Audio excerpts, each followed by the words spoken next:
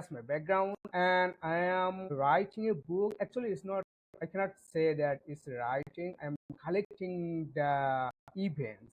Actually, I collected it from July 10th until August 5.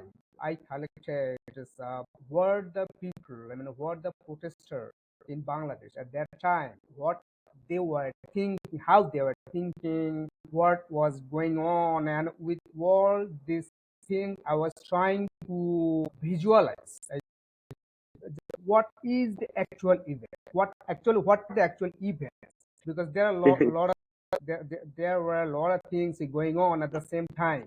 So Yeah. surfing in different social media groups and social media platforms like Facebook, Messenger, Telegram, WhatsApp, blah blah. I was trying to collect the Mm-hmm. the news or events or anything, and and before collecting, I try to cross check from one to another so that it is true or false or propaganda or something. So as much as I could, I try to collect some of these things together. And the Yeah. question, the question Yeah. why I did it. History sometimes goes in dark. I mean, sometimes history gets lost. So my intention was to collect the real picture of what Mm-hmm. was the actual event, how the student protest, or we can say how the July August movement or massacre was going on. So I was trying to collect all these things from the voice of protesters, students, and I collected together and I'm trying to publish it. No, this is a very important thing that you're doing. When you look at what was taking place at that time, what stood out to you the most on the ground in terms of people's sentiments and what conditions were taking place? Actually, I think that people do not sacrifice their lives only for sentiment. There are reasons, some actual reasons, right? So Yeah. only for sentiments, maybe teenagers may sacrifice their lives. For example, for some affair, romantic affair, they may commit suicide. I'm saying just for example. But such a big movement cannot be happen without any actual reasons, right? So Mm-hmm. Bangladesh got independent in 1971, and after 1971, the mass people, the Bangladeshi people, who in most cases were oppressed, people were suppressed. It doesn't Mm-hmm. matter who it is. It doesn't matter who it is. Educated people, uneducated people, elite class, working class, everyone was suppressed. Such a movement was not just came to the light uh, instantly. It took a lot of time. It has a historical background and it has some initial causes. So maybe after sometimes we will talk about the causes of this movement. We see that students from, I mean, all of the universities, almost all of public and private universities came on the street to show demonstration against the then current government. But Where was this exactly? In Dhaka, right? actually, the movement first initiated in Dhaka University, and then instantly within 1 or 2 days, it spread all over the country. First, the student from university students from almost every university students participated, public, private, government, all of them participated. Then the movement was spreaded to general people. After crackdown, after internet crackdown, and after military crackdown, this protest was spread to everyone, almost everyone, not only Mm-hmm. the. That's why we call it the student and public movement, not only the student movement. Student public movement. Yeah. No, that's very fascinating that you speak about that because we've also seen in the past in South Asia and across South Asia the importance of student movements. Who were the key figures in this movement at Dhaka University and what was the tension between the government at the time? if your question is who were the key figures of this movement from student side, Yeah. all right. So actually, there were many student coordinators from all other universities, but I may now I may say some names from my university. I'm from Dhaka University. I Nahid Islam, who is now in government.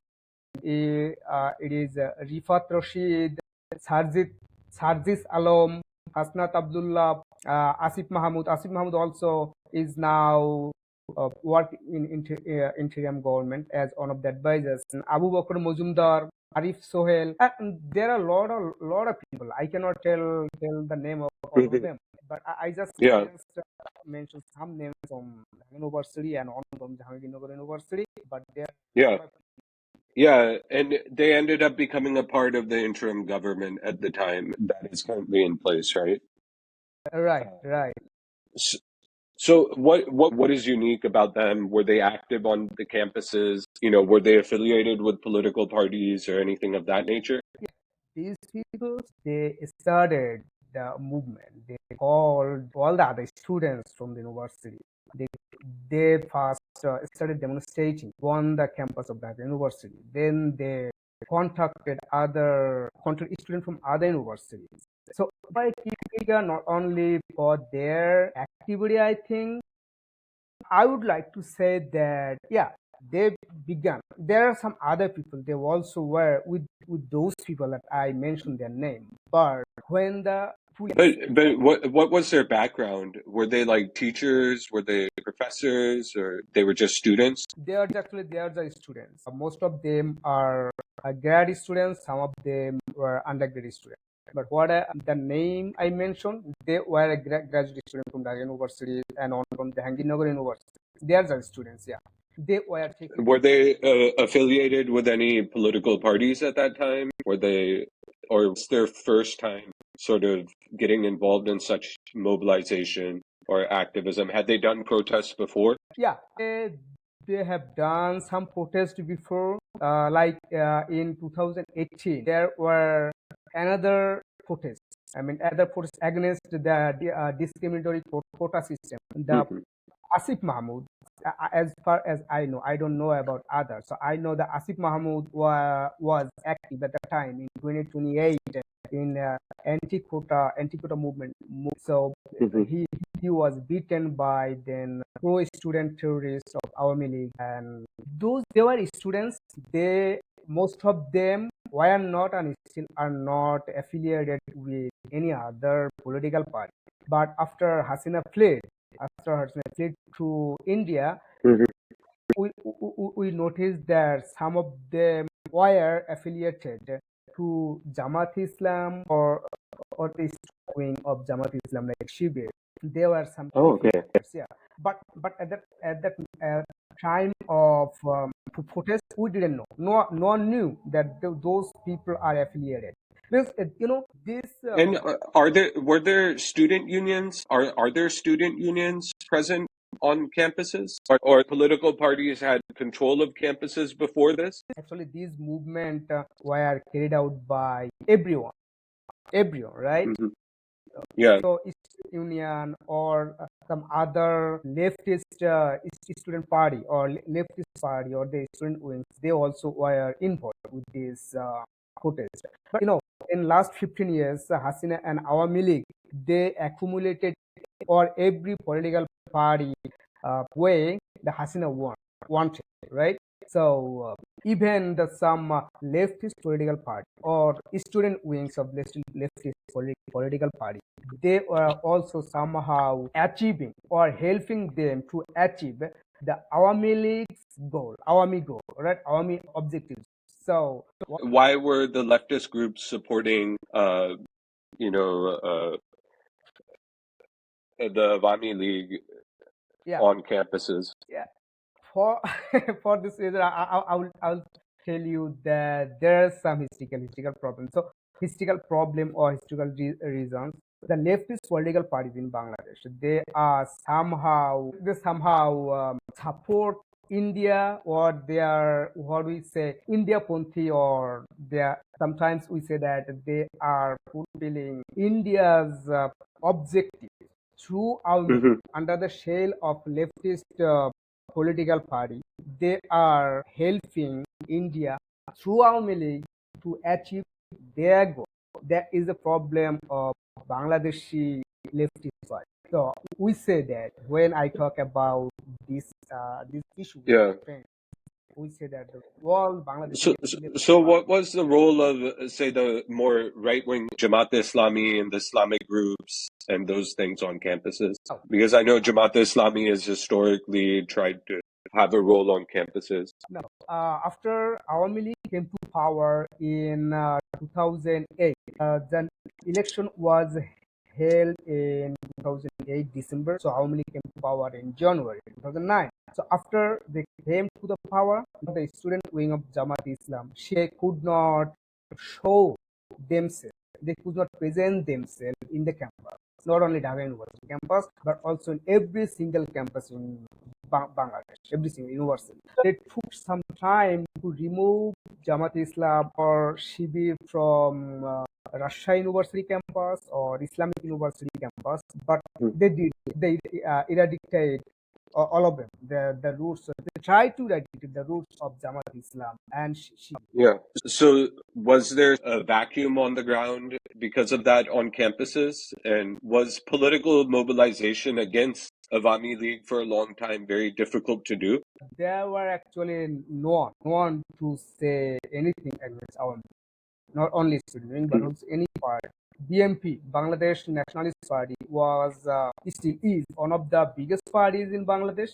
You can say after Awami League, but Awami League tried to eradicate BMP too. After Awami League came in power, uh, Yeah. they forced Tariq Jia.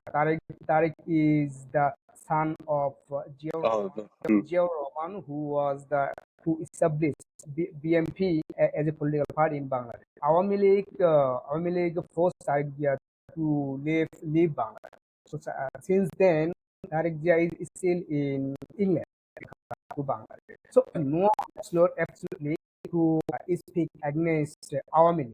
Now some people will tell me that, yeah, there are some people from BMP like Fakrul Islam or Rizvi. They are BMP people.